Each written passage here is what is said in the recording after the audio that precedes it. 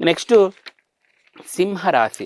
సింహరాశి వాళ్ళకి సంబంధించినవి ఎలా ఉన్నాయి అనేది చూద్దాము. సింహరాశి వాళ్ళకు ఇంట్లో రిలేషన్స్ పరంగా ముఖ్యంగా తండ్రి కొడుకుల మధ్య కాస్త గొడవలు జరిగే అవకాశం అనేది ఉంటుంది. తర్వాత ఉద్యోగము, వ్యాపారం అంటే ముఖ్యంగా సింహరాశి ఉద్యోగానికి సంబంధించిన వాళ్ళకి టాప్ నాచ్‌లో ఉంటుందండి.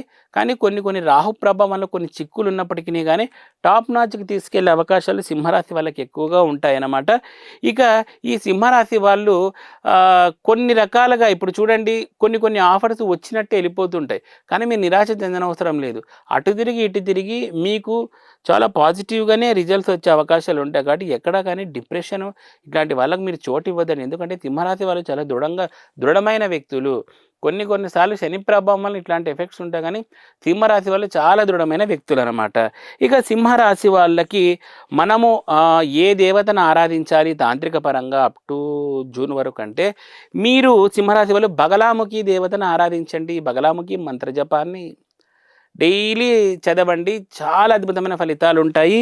తర్వాత సింహరాశి వాళ్ళు ధరించవలసిన కలర్ షర్ట్ ఏదయ్యా అంటే మెరూన్ కలర్ లేదా ఆరెంజ్ కలర్‌ని వాళ్ళు ధరించండి. ఇక వాళ్ళు అవాయిడ్ చేయవలసిన ఫుడ్డు చాలామందికి ఇష్టమైన ఫుడ్డు నాన్ వెజిటేరియన్ మటుకు సింహరాశి వాళ్ళు ముట్టుకోకపోవడం చాలా మంచిది.